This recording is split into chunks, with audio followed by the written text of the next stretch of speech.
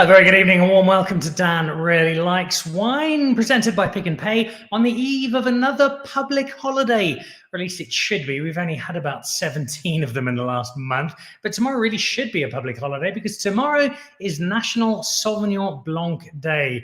And although we produce more Chenin Blanc than we do Sauvignon, the sales of Sauvignon Blanc still rocket along. And for many people, it remains the de facto grape of choice. And we celebrate it with great gusto on the show this evening, not just because tomorrow is the day that Sauvignon Blanc is paid homage to, but because we have on the show 4 winners of rather nice polished gold medals from the Concours Mondial du Sauvignon that was held in Portugal, the judging thereof just a few weeks ago. There weren't very many gold medals given out. South Africa got 4 of them and finished in the top 5 overall around the world in terms of medals won. So a terrific performance for a country that, as it does with so many other grapes, has taken Sauvignon Blanc, has interpreted it in a manner of different ways, and produced some different styles, all of which we will discuss and celebrate today in the company of one of those judges. She's in between the myriad international flights and trips she takes at the moment. Malu Lambert is a good friend of the show, joins us along with 4 estates who are still smiling at their gold medals. Who are they? Well, we will find out in a moment. I will also remind you in a moment about a rather important day tomorrow that goes beyond the realm of wine. It involves wearing slippers and how you can help a very good cause. But before I show you that video, there is some news from the world of wine. So let's have a quick look at what's been happening.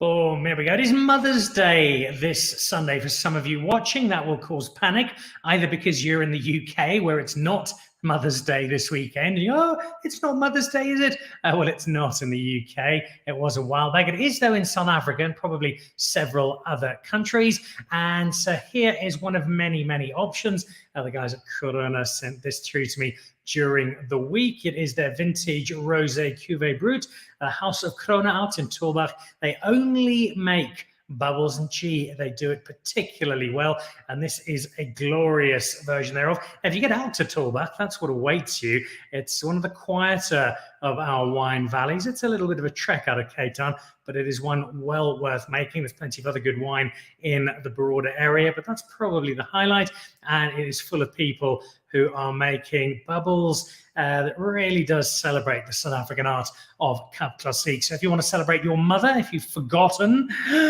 get down to Pick and Pay tomorrow morning, grab a couple of bottles, and make sure you are ready for Mother's Day on Sunday, however you might be celebrating it.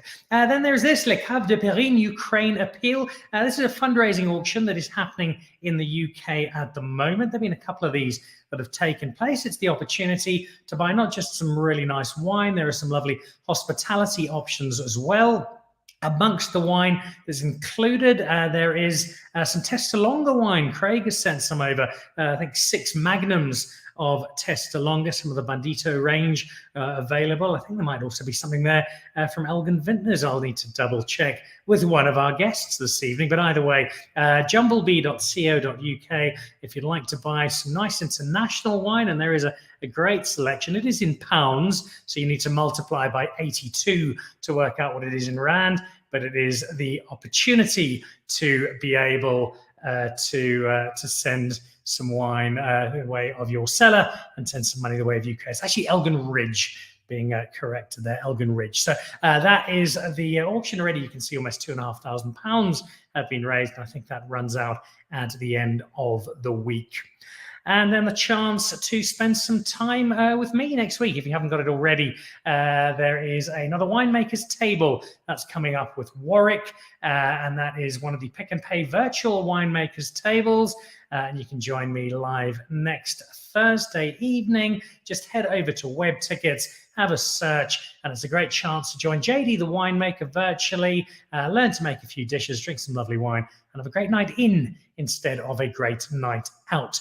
Speaking of going out, if you are going out, whether it's to work tomorrow or heading out to dinner or just having an evening somewhere glamorous, well, what would look more glamorous than a pair of slippers? Why should you be wearing them tomorrow? Well, here's your answer. Hi, I'm Dan Nicol, and on Friday the 6th of May, I'll be adding something very fetching to my always outstanding ensemble, a pair of very cool slippers. Why will I be doing that? Because Friday the 6th of May is National Slipper Day in support of Reach for a Dream, where buying a sticker for just 20 Rand helps Reach for a Dream to help children with life-threatening illnesses and their families. So get down to Pick n Pay on the 6th of May or beforehand, buy that 20 Rand sticker. It'll get you a free cup of coffee at Wimpy if you take it through, but far more importantly, you'll be helping Reach for a Dream make such a difference in so many young lives. Wear those slippers on Friday the 6th of May and support Reach for a Dream on National Slipper Day. 20 Rand for that sticker. Gets you a free cup of coffee as well if you head over to Wimpy. And the Reach for a Dream, a disclaimer, I sit on the Exco for Reach for a Dream. It's a terrific organisation, and the lives they change in not just the kids with life-threatening illnesses, but also their families is remarkable. I'll be buying plenty of stickers and wearing my slippers tomorrow. I'll actually be at Royal Johannesburg launching their new Old Oak restaurant with them on my crutches, but I'll be buying my stickers before, and please do the same. It's a great way to support South Africa. Another great way to support South Africa is by buying South African wine. And tonight, even more good reasons as we bring you 4 wine estates, 4 wine brands who've got gold recently, internationally seen off competition from around the winemaking planet, and have done so in style. So a very warm welcome to Dan Really Likes Wine this week. From Delaire Graff, it's not morning. We've got somebody without a red cap. Rian joins us. Marie joins us from Diemersdal out in Durbanville. We have Marinda Krieger from Elgin Vintners, and Carlin joins us from Vrede, along with a very, very familiar face on the show, the intergalactic young wine writer of the millennium, who's back from her latest adventures, Malu Lambert. Guys, lovely to have you all on the show, and the warmest of welcomes. And welcome back, Malu. I'm almost expecting an accent of sorts. You've been traveling so much of late. Before we talk about the Portuguese adventure and the one that led to the awards that all of our winemakers are celebrating today, just off the plane from England, and what looked like a great deal of fun and a little bit of misbehavior over at the Decanter Awards. Hi, Dan. Thank you. Yes, it's good to be back, and especially off the plane, even though I did get 2 whole rows to myself on the way back. The way there was a lot busier. So to be at the Decanter Awards, in summary, was probably the highlight of my wine career to date. To be absolutely in the presence of greatness. I mean, just to look around the room, who I'm tasting with. I mean, over there was Andrew Jefford, who is, in my opinion, the ultimate wine writer, and who I read religiously for inspiration. And then there was the cheese table at lunch, which was like just phenomenal stuff. Proudly British cheeses, and just really like one of the other highlights of the days. Another standout for Decanter was also the sustainability focus. All the leftover samples of wine, so not the spittoon stuff that was disposed of, but the leftover samples were recycled into stocks and sauces and different kind of chemical uses, and all the cartons that we used were recycled, and we all got a gift of like a recycled ocean plastic bottle. So there was a real focus on being better to the environment while doing this kind of competition, which I thought was quite important for them to underscore. And then, of course, South Africa did really well. We don't know the final results yet. We don't know the wines. But there was one day in particular where it was just raining gold in South Africa. It was just this amazing feeling. And then to go downstairs to the gold table, you can try the wines from the day that all got golds. And South Africa was just like glinting. It was, yeah, exactly that. And there were even more. And you felt real pride for your country. And the South African wines really stood with everybody else. So, yeah, we can be proud.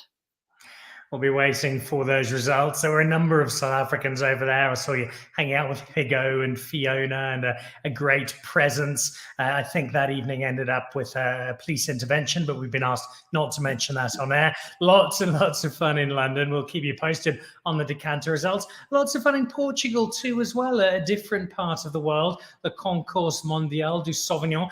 Before we talk about that competition specifically, watching you very enviously on social media and seeing pictures of not just wine, but extraordinary Portuguese food and the landscape of Portugal. It looked, just from a cultural and life experience perspective, as an absolutely phenomenal trip.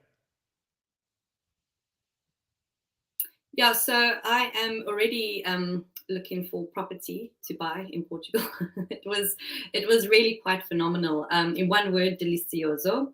Everything's delicious. The wines are delicious. The food is delicious. The people are warm and lovely.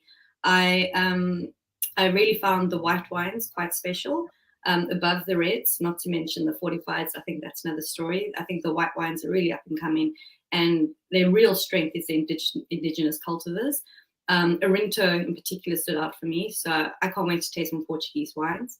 And one of the top moments of my life was when I went to Porto after the competition, and it was nighttime, and I stood opposite Vila Nova de Gaia there on the riverbank, and I just saw, all these famous port houses lit up, Sandeman, etc., Taylor's, Graham's, and it was just one of these, wow, I can't believe I'm in this storybook of antiquity, and it was really very, very special.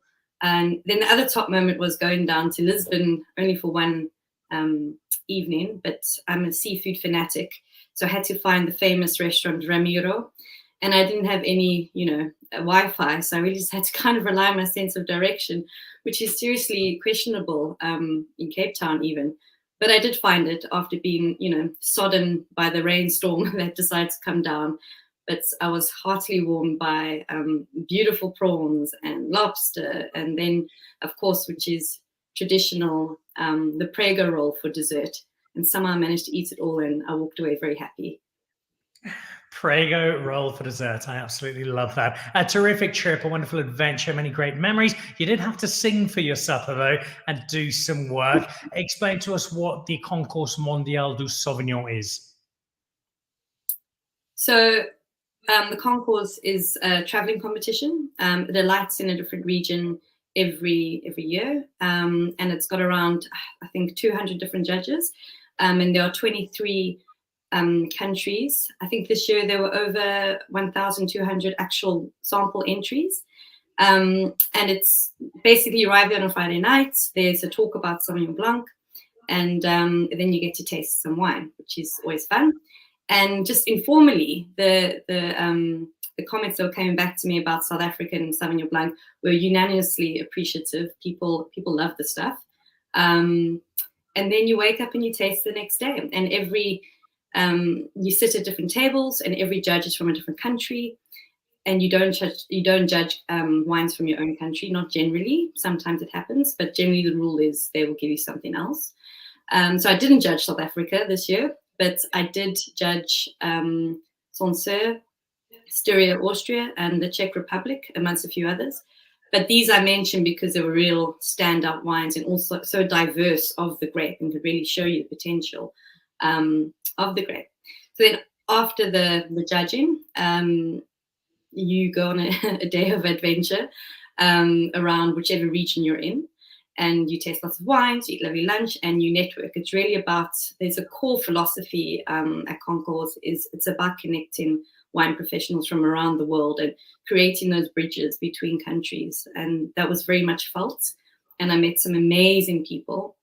And I do have maybe a little bit of a secret, which I can't confirm or deny, but I think I should just tell you.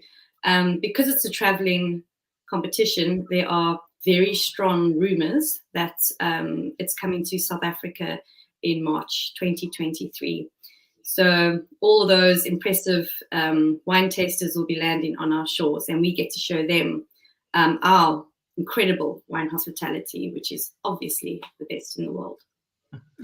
Mark that one in the diaries. You clearly made quite an impression, Malu. You've got them all to come to South Africa. How does it work? What is the framework? Well, we'll come back to Malu in a moment and set the scene for looking at the specific wines. But let's go into a more general conversation on the art of Sauvignon Blanc and start with Maria Diemersdal, because you guys had plenty of reason to celebrate. The gold medal, which we'll talk about a little later, 2 silvers as well. It was a really good haul, and the overall trophy. Sauvignon Blanc at the estate, it's more than just a wine for you guys at Diemersdal, isn't it, Maria? It's pretty much a religion, Sauvignon Blanc. Hi, Dan. Yes, it's very much a passion and obsession at Diemersdal, Sauvignon Blanc for us. We've got a wide range of Sauvignon Blanc. I think there's 8 or 9 in the range now, all from different styles and profiles in our whole range, which give you this extraordinary offering that speaks to just what a diverse grape Sauvignon Blanc is, depending on whose hands it is in and how you produce it. Talk to us about your particular relationship with Sauvignon Blanc for you as a winemaker, how difficult, how easy it is to make, and what the sense of reward is for you in getting the very best out of a Sauvignon Blanc. Dan, Sauvignon Blanc is a variety that is definitely made in the vineyard. We can just nurture it in the cellar because everything is made in the vineyard. And Sauvignon Blanc is also a grape variety that you can get your results very quickly from, because it's bottled within the first year and released within the first year. So you can see your results very quickly. But yeah, for us at Diemersdal, we believe that our cooler climate, also our mechanical harvesting, our dryland vineyards, all brings to the unique flavor profile of the Diemersdal Sauvignon Blancs. You talk about how quickly you see results. Often Diemersdal is the very first to market. Is there a required race amongst the winemakers? Is this something you like to put a flag in the ground and say, yep, there's another vintage, we were there first? I think it's now sort of a bit of a tradition for Diemersdal to be one of the first in the market. It is very stressful, I have to say to you. But it is a bit of a tradition now at Diemersdal for us to bring new, fresh Sauvignon Blanc for the new year. And is it for you and for Diemersdal a grape that is in evolution? Are you seeing your approach to it over the years, your style? I know you make so many of them, but are you seeing the way that you approach Sauvignon Blanc change a little? Are there adaptations either to the way you make it or the way you find consumers are enjoying it?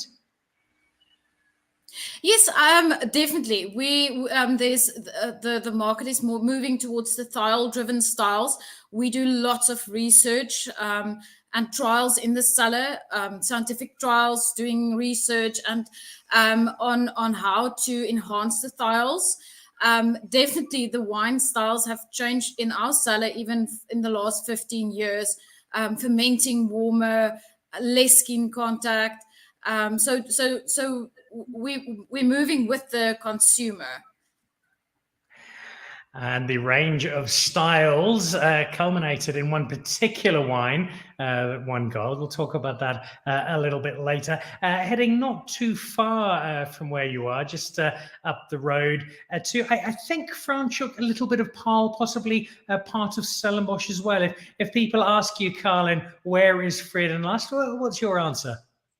Yeah, so we are actually situated in Simondium.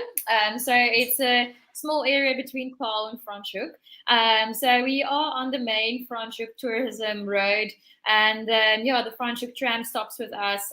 So for us, it is a special place in the heart of the Cape Winelands. And it's a place that's clearly doing some good work with Sauvignon Blanc. From where you are geographically, from your terroir, we know Durbanville, that lovely cool breeze comes in, and it's got a real history of Sauvignon Blanc. What is it about Vrede from a terroir perspective that's allowing you to make the kind of Sauvignon Blanc that is getting Malu's fellow judges in Portugal going, wow? Yeah, so the interesting fact is that we own another property in Elgin. That's actually our biggest property. It's about 65 hectares big. and we do 16 hectares of Sauvignon Blanc on that side. So it's cool climate. It's as we all know that Sauvignon Blanc thrives in cool climate. So all the processing happens in our property at Vrede and List. So we transport all the grapes from our Elgin property to Vrede and List and do the production on this site. So it is about 6 to 8 degrees cooler in Elgin than this property.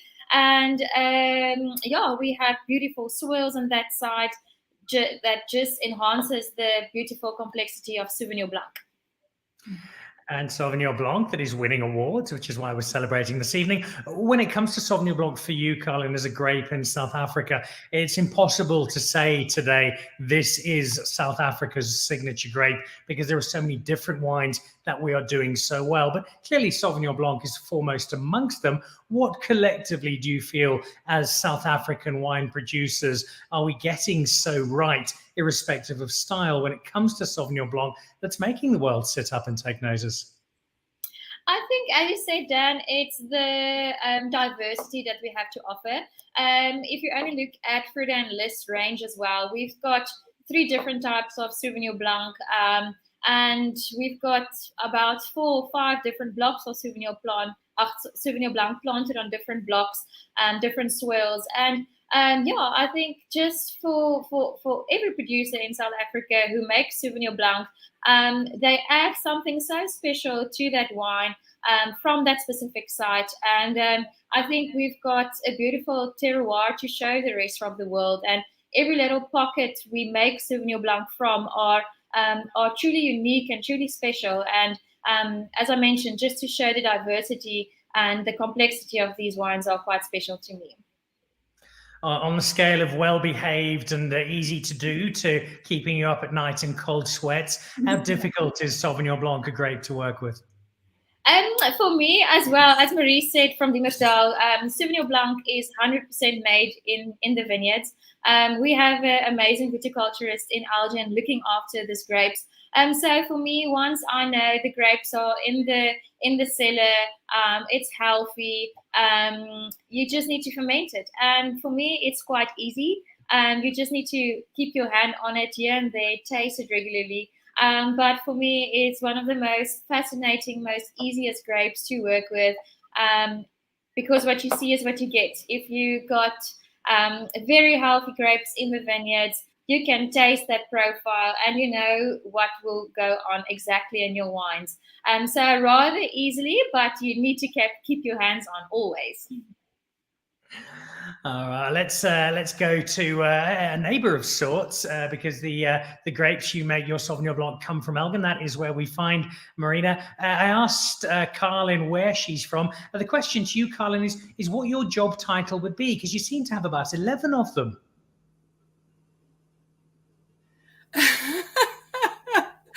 Yeah, that's true. Yeah, I'm the business manager, but also the winemaker and the bottle washer, about everything at Elgin Vintners. But it's great. I like diversity, never a dull moment, and always a full day's work. So yes, I have a lot of hats to wear at Elgin Vintners. And you juggle them effortlessly. Tell me a little bit about Elgin Vintners and your role, because I know you haven't been there that long. How did you come into this particular space, and what's the journey been like since you've arrived? So I've worked for, I've come from Vrede International. I've been for them for 8 years, helped a little bit in Walker Bay, and then Elgin Vintners came to my door, which was really amazing. So getting the opportunity, I just grabbed it because I've always loved the valley.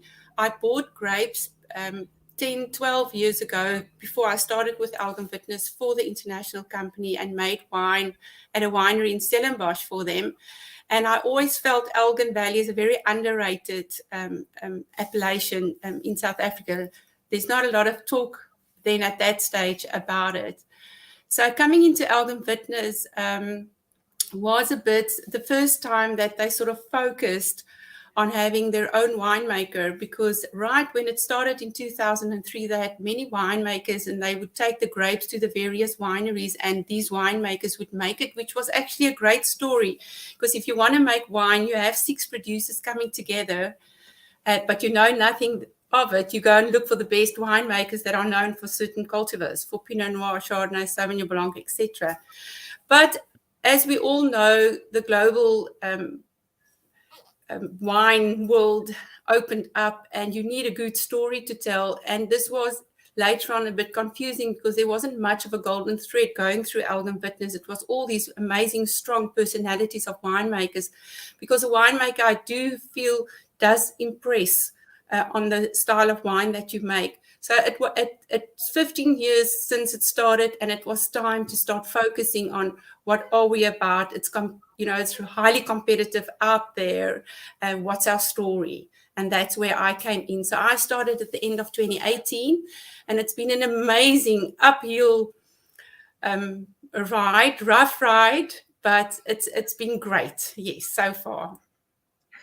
The success of Elgin is a combination of terrific winemakers like yourself, but also the sort of terroir that has people like Carlin nipping in to grab some grapes and then head home with them. Elgin as Sauvignon Blanc territory. We know about the cool climate and conditions. Is it just that, or is there more to the Elgin success story in terms of making such wonderful Sauvignon Blanc?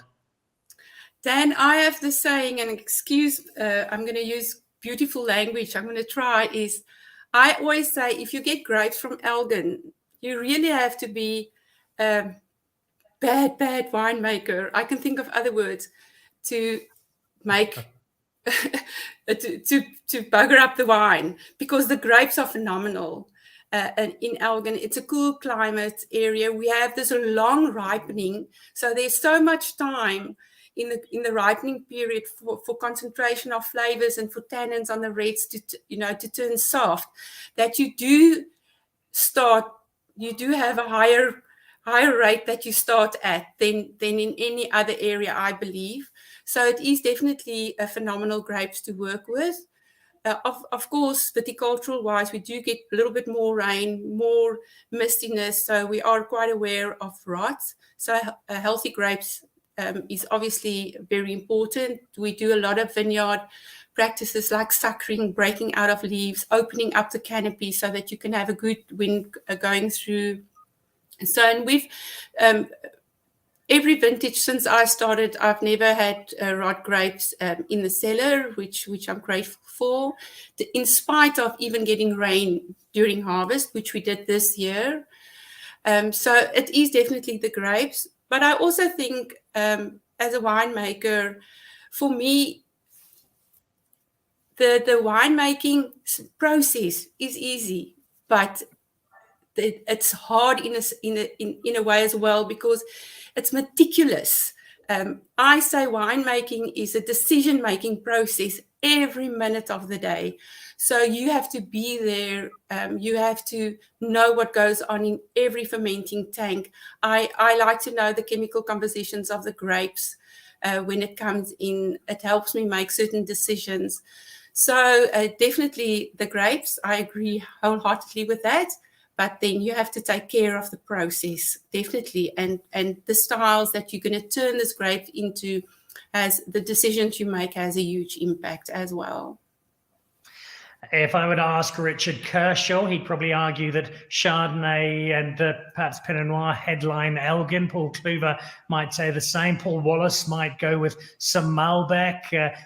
Charles Fox might insist it's Bubbles. If we headed up to Almankirk, they'd make a decent case from some Syrah. There are a lot of grapes you guys are making very well. Does Sauvignon Blanc have a fair claim to be number one on that list? I think definitely so, Dan. With Pinot Noir and Chardonnay, Sauvignon Blanc definitely shares the stage there. We've shown that we can make different styles. We've shown we can make good Sauvignon Blanc. 2 vintages of ours in 2020 and the 2021 vintage is sold out completely via exports. We do good on the international stage. So definitely Sauvignon Blanc shares that limelight with Pinot Noir and Chardonnay in Elgin. Daryl Balfour is watching. He's just completed a month where he visited 14,812 different wine producers and tried every single wine all of them make. Good evening, Dan, Malu, and esteemed winemakers. I'm taking notes and adding names for my next Winelands Safari. You've got a selection of names here. Look out for Daryl doing something rather special with me on the show a little way down the road as he looks back on his tremendous trip. Our other guest this evening is Riandan Delaire Graff. Vrede and Lust bringing in some grapes. Stellenbosch a little bit warmer. Your Sauvignon Blanc, Rian, is it homegrown or do you borrow it from a little further afield? Good evening. So I think we're more on the hunt for our fruit. We do have a tiny little parcel of Sauvignon Blanc on the farm, which does go into the blend. But I think very much Stellenbosch likely on the warmer side. But with the aspect and the elevation of the estate that we grow on, I think we are given quite a bit of leeway with the cooling effect of the elevation. So the block that we have on the farm is a little block of bush vine. It's about 500 meters above sea level, so it really does get some good ripening. It's a little bit of a pet project for the farm. We do consistently try and do a few little techniques there to try and really get the most out of the Sauvignon Blanc, but I think most people would not quite make the direct connection with Delaire and Sauvignon Blanc. So we do outsource a little bit further towards Durbanville and Darling areas, the cooler climates. I think especially for the style of wine that we do make, the coastal cuvee, it's quite integral to get that that quality and that fruit development for the wine. As an estate, you could very comfortably rest on your laurels as red winemakers. I think your Botmuskop is consistently one of the best value red blends we have in the country. I drink it happily, and you've got a number of other reds that sit in a similar category. But you've also got a rather nice hotel. You've got an excellent restaurant. You need to have an array. The motivation for going out and bringing in grapes to have a Sauvignon Blanc, for instance, that isn't from the estate? Is that simply to broaden the offering, or is that because as winemakers you feel this is something we want to make, we want to showcase our talent, and we want to just make sure we've got the best fruit to be able to do that? I think without a doubt it's probably a mixture of both. I think as a winemaker you really want to try and dabble and explore different wines and making different styles of wine. And like you said, having the hotel and the restaurants, it is beneficial to have a bit of a wider portfolio. But yeah, I think more so, and I'm speaking on behalf of Monet now, as he's the brain and birth child behind the most of the wines on the portfolio. I think he's passionate about Sauvignon Blanc, but more in the sense of kind of a little bit more structured, more ageable Sauvignon Blancs. I think that's something I've learned while spending time with him and working with him, which has kind of both rubbed off and I think ignited that same love in myself of a bit more ageable Sauvignon Blancs. So I think this was kind of a project for him to kind of replicate what he was looking for in Sauvignon Blanc for himself and for the estate. But what's the division of labor like? Mornay's the red-capped rock star. He's the man in charge. Do you draw a line down the middle, right? You'll do this and I'll do that, or does he get to do the cool stuff and you have to do all the washing up? It's more the latter. I think the structure of most wineries here would be, I think I very much do the.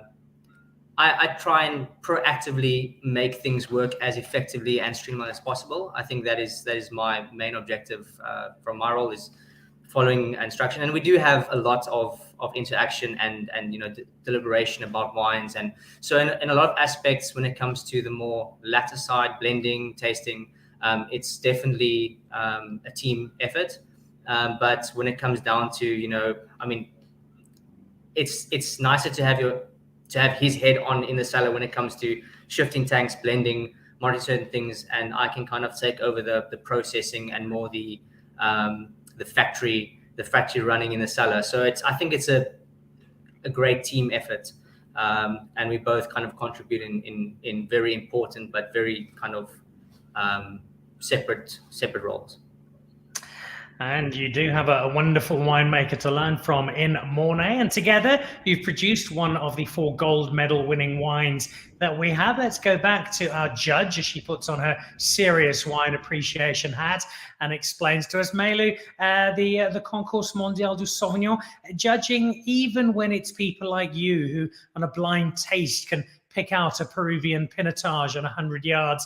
There has to be a certain degree of subjectivity. You'll like something somebody else doesn't. How do you judge these wines? You've spoken on social media about a new technique that makes it all a little better. What is that technique, and how do you collectively make sure that you produce as objective a set of results as you can?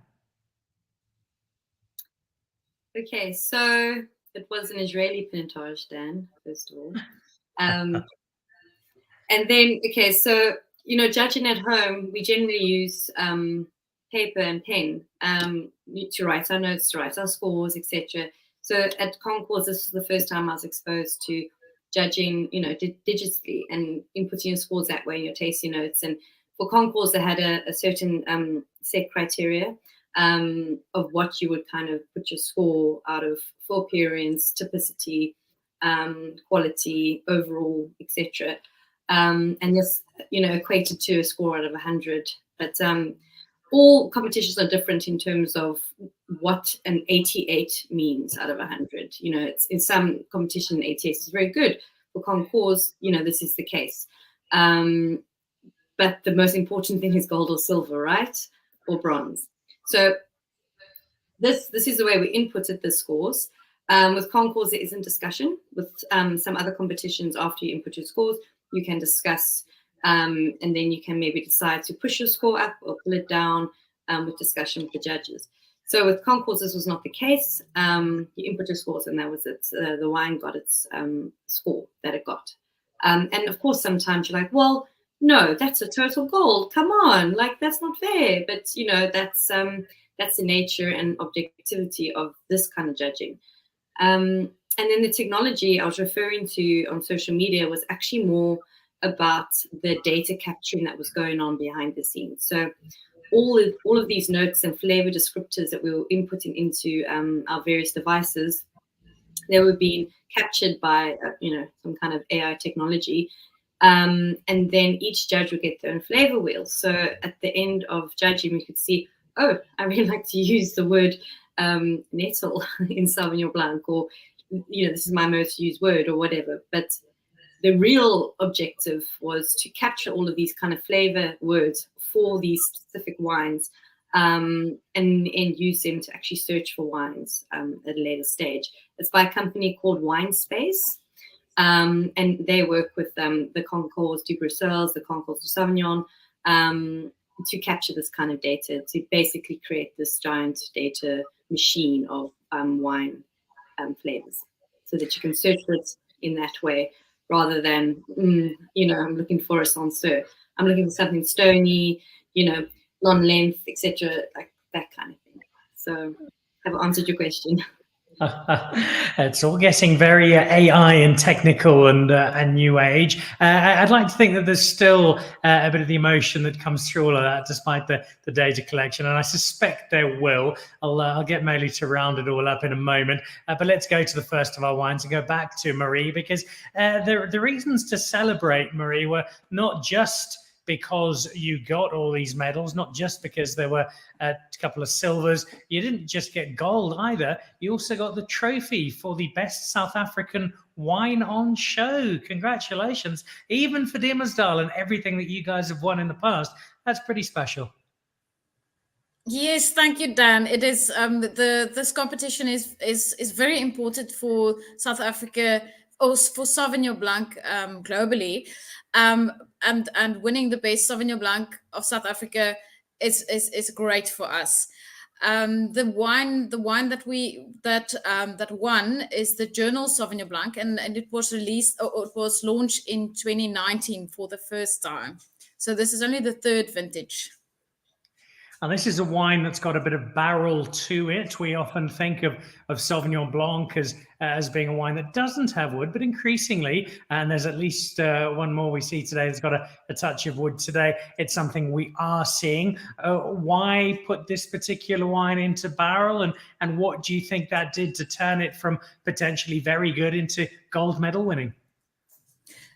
The grapes for this one is the comes from a block with a very good reputation. We pick it very ripe, and then we use a combination of French and Austrian oak. And this 2021 Journal Sauvignon Blanc also had a portion of terracotta pots as well. The wood is just, it's for just complementation of the fruit. We really would like to still respect the fruit, but just for complexity of the wine. So it's quite a very rich Sauvignon Blanc, but still with some typical Sauvignon Blanc fruit-driven flavors. Number one out of South Africa. Well, congratulations. You saw the rest of the world. You also, though, Marie, saw the rest of South Africa, which I think was also a challenge in itself, such as the quality of the wine. Also coming out of that barrel space, the Fume. Carlin, I was chatting to Chris, your colleague, last week, and saying, Carlin is so passionate about this wine. She absolutely loves it. What is it about this wine that's found such a place in your heart? Yeah, I think it's just special vineyards and special grapes. If you ride out to Elgin or take the drive out and just see the grapes and the vineyards, it's just a truly spectacular area to grow grapes, and that's what makes it so special. If it comes into the cellar, we press it. Afterwards, it goes into barrel for barrel maturation and fermentation, and it's just really magnificent. For me, it's a special wine in a sense. This was also my wine that I was nominated for the Diemersdal Young Maker last year. So it is a special wine for me. And because I'm such a big foodie, this wine just screams food and wine. So for me, food and wine completes my life. And if you think about this wine, you just think a nice fresh piece of sashimi or a creamy risotto, and yeah, that's why it's just so perfect for me. There's actually, Carlin, you clearly don't know this, there's a ban about talking about food on this show because I get hungry and I want to go and hit my kitchen next 4 hours. But I get exactly what you're saying because I've tasted the wine, and that is exactly what it does speak to. Talk to me a little bit quickly about the bringing in of the barrel. There's a couple who've spoken about the wine almost making itself as Sauvignon Blanc, as a varietal. But if you're going to be able to get it wrong, getting the wood wrong, I suspect, could be an area where you do overpower or kill some of it off. How careful do you have to be, and what is the process with getting the wood just right for Sauvignon Blanc? Yeah, as I said, it's so important. You don't want to overpower your wine. So there must always be a beautiful synergy between the two. So at Vrede and List, we use about 8 different coopers. That's for our whole range. On the Sauvignon Blanc, I use almost about 4 different coopers. It's about 20 to 23% new oak that we use. I know the blocks, I know the coopers, and you can't overplay, as you say. This wine's got a beautiful minerality, beautiful fruit. So if you just put too much oak, it will just overpower the nice fruitiness and the freshness of the wine. So for me, it comes over time. You learn your blocks, you learn your coopers, and for the past 7 years at Vrede and List, I've done extensive experiments on different yeasts, different barrels, and at the end of the day, you just make notes and just follow your own recipe in your head. And as I mentioned, you just taste regularly. Because the beauty of it, wine differs, or the blocks differs every year, with Mother Nature playing quite a massive role. So intensive tasting is very important. And but luckily, as I said, we get to know the blocks, and we always know where the wine needs to go and where the wine should go. So for me, it's all about experience and just bettering the wine every year and making sure, as you mentioned, that we don't overpower it with wood. But wood also is a magnificent thing. I think it's just to go into wood and the different types of wood that we can use and that's what available is so fascinating and is so magnificent. And I wish more people can talk about wood to our general public and just inform them how complex it is actually to choose a barrel for your wine and where the barrels come from and the different tastings. So that is also another magnificent part of winemaking.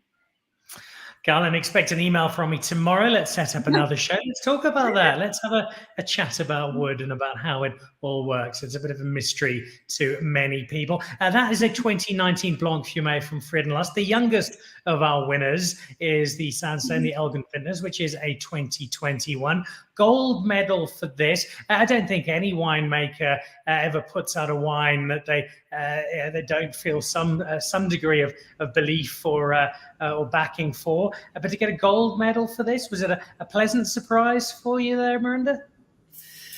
It's always a pleasant surprise if you win a gold medal. It's always that yes moment for me. I love that because I question myself throughout the whole process, and when I taste the wine, it's always all these question marks, is this the best way? Is this really as good as I think it is? So yes, it's amazing for me to have won a gold medal, especially at the Concours, because I know it's important for South African Sauvignon Blanc, but I like it that it's an international competition because that I think if you can set your wine up internationally, it will do good locally as well. So, and I love making this particular style. It's also a barrel fermented Sauvignon Blanc. I use 500-liter barrels, which for me is the perfect ratio of volume of wine to volume of oak. And it's naturally fermented. So this wine really speaks for itself. The grapes are from a selected rows that's on sandstone soils, and also harvest the grapes very, very ripe.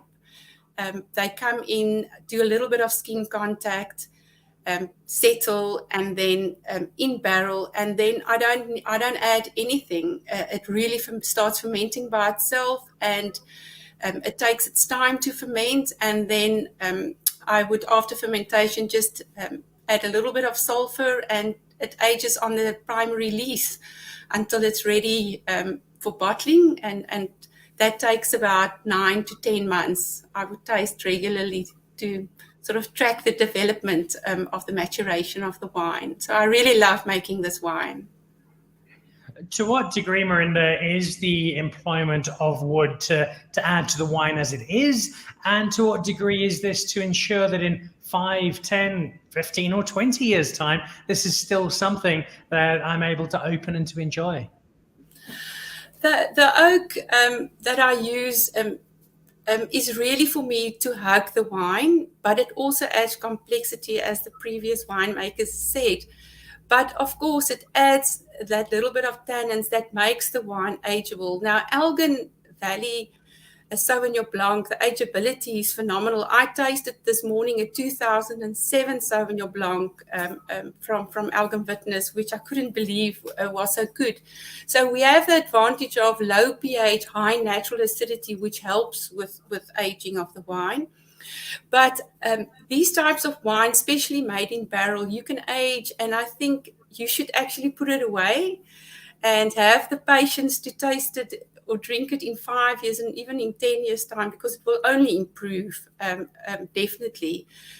So, yeah, but I'm way too impatient to wait that long. And I always say I have no sentiment because I want to know how the wine tastes.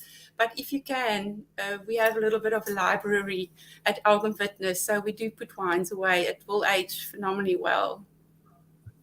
Andrew Woolger is watching from over in North Carolina, a great friend of the show. Hey, Dan, we're doing a live Zoom chat with Jacques and Kevin from Black Elephant, Johan from Normandy at the Salisbury Wine Shop here in North Carolina on Saturday, featuring 2 dogs and Clarington Sauvignon Blanc to help the varietal. Cheers. Good to hear, Andrew. And also nice to hear, Andrew follows up with, also, we just started working with Marinda. Great to see you all. Yay. Shipment from Elgin Vintners. Andrew is a wonderful champion of South African wine. And great to have you watching again, Andrew. If we head over to Delaire Graff for the last of our wines, we're 3 from 3 so far, with wine having had a bit of wood helping it out. You've got a 2017 wine here, the oldest of the lot, that won a gold medal. Has there also been some time in barrel for this? Yeah, so it's probably a good point to mention that our wines, I think, age on average quite a bit older than the competitors in the concours, especially with the coastal cuvée itself. Like I said, Monet really is personally more fond of a little bit more aged Sauvignon Blancs. So this is quite a good little pat on the back, especially if that is what you enjoy, to get, kind of a stamp of approval on it. Yes, so speaking a bit about the vinification side of it, what we like to do at Delaire is we typically like to we do outsource, like I said, so we get the fruit from quite well-known Diemersdal and Darling blocks, and then we have our Stellenbosch block as well. But we try and vary the picking time. So we on average do about 3 pickings from the Diemersdal site to give us a little bit of flexibility. We don't quite have the luxury of being hands-on with our own vines. So it is quite tricky to pick at the right time, especially regarding your sugars and acidity. So we kind of do pick in batches to give us a little bit of leeway, and also kind of complexity. You have a little bit of greener to riper blending components available. And what we like to do is we like to barrel at least 1 barrel of every component. So for each tank we have fermenting, we have a counterpart in barrel. It's quite exciting. I think Sauvignon Blanc is a very exciting varietal, as in you can really see how it's developing and kind of what characters are developing quite early. And a barrel with a slightly warmer fermentation really gives you a good indication of where the wine is going. And then at the end of the day, you have a good few components in barrel, which you can then use to add back into the wine for structure. So there is a small amount of wood components, but the majority is definitely still stainless steel. So I'm thinking back to your 2019, which I had recently. I think you had a little splash of Semillon in. Yes. Is your 2017 just Sauvignon? Yeah, so we typically have a set dollop of Semillon which you add, and that's just to add a bit of structure, a bit of complexity, a bit of palate weight. It's normally around 5 to 6%, and that'll be solely fermented in French oak, but only for a short amount of time. So it comes out of barrel after about three months, where we will then blend it. So we're actually planning on blending this year's vintage of Coastal next week. So it doesn't spend an extended amount of time in barrel. It's just quite a bit of a short little stint in barrel, and then we find that really just gives the wine a little bit more of that backbone that we want. And then also we do try and keep the wine on the lees for at least 5 months, if not longer. We try and aim for around 8 months on lease before bottling. We really feel that this wine we want this wine to really kind of be showcased in a few years, not so much. It's great young, but like I said, for us it's all about that performance after a few years, and that guaranteed ageability. And I think you see that with the history of the wine on the concours as well. I think the current 2017 was our youngest, bar the 2018 that won on the year of bottling. I think we have up to, 2019 was when we had a 9-year-old Sauvignon Blanc Anthony, which won gold. So that was a 9-year-old, and it's really quite nice to be able to get that recognition for aged Sauvignon Blanc. We've got people watching from all over the world. Michael Bade is one of them. Hello, Michael from Austria, Germany. We love Sauvignon Blanc and feature 16 of them from South Africa. Marinda's is amongst them. Cheers, Michael. Great to hear, and thank you for joining us on Dan Really Likes Wine. As we wrap up the show, Malu, 4 Sauvignon Blancs from South Africa got gold medals. All 4 of them spent a little bit of time in barrel. What does that say about the state of South African Sauvignon Blanc? I'm glad that the barrel aging was brought up, because it does, when it's done right, it does give the wines a bit of an edge, gives them that much, that little bit of structure, a bit more longevity. But when it's done poorly, it can be overly creamy and overly spicy. So I think really good cooperage is obviously the key there. But the state of Sauvignon Blanc in South Africa, I think, is quite an interesting question, because there are obviously 4 exceptional Sauvignon Blancs here who've done really well. And cooler is obviously the better. The cooler it is, the better it is. Durbanville, the Bun Hook, but as he says, that there's a search for cooler areas, and then 2 Elgin wines. But then we can go further south to the Gullis Wine Triangle, which I have spoken about before. I think a huge majority of Sauvignon Blancs I enjoy come from this area. It is super storm ravaged, wind ravaged, cold ravaged. It's just a completely ravaged area. And Sauvignon Blanc is maybe an easy grape to grow, but the actual vine itself is not easy to keep going. It's very susceptible to trunk diseases. And in difficult areas like the Cape Agulhas region, it's very, very difficult to keep these vines alive. So what you get is this incredible struggle. And from the struggle, you get really concentrated wines that are really salty and intense and beautiful. So that's one of my number 1 recommendations when it comes to South African Sauvignon Blanc. Then a bit closer to home is the Constantia wine route. So the Constantia wine route it's the first dedicated Sauvignon Blanc wine route in the country. So all farms, 6 farms participate. And you can actually go to their tasting rooms and taste all the vintage of Sauvignon Blanc, kind of demonstrating the ageability of the wines, of the grape, which I think is important. Then, of course, among them is, Klein Constantia, which is one of the best Sauvignon Blancs in the country because of their fastidious approach to how they make the grape. They blend, their estate. They blend over 42 different parcels to get to their ultimate expression of Sauvignon Blanc. And then I just have to give one shout out to 2 of my favorite West Coast producers. So we've got Bamboos Bay, which is a Friars Cove wine. And Bamboos Bay is actually the smallest wine of origin in the country. It's only 6 hectares, and it's about, 50 meters from the sea. You can double check on that one, but it's very, very close. And it just has this unmistakable kind of kelp umami characteristic to it that is part imagination, part being sprayed with salt all day. I'm not sure, but it's very, very distinct and special.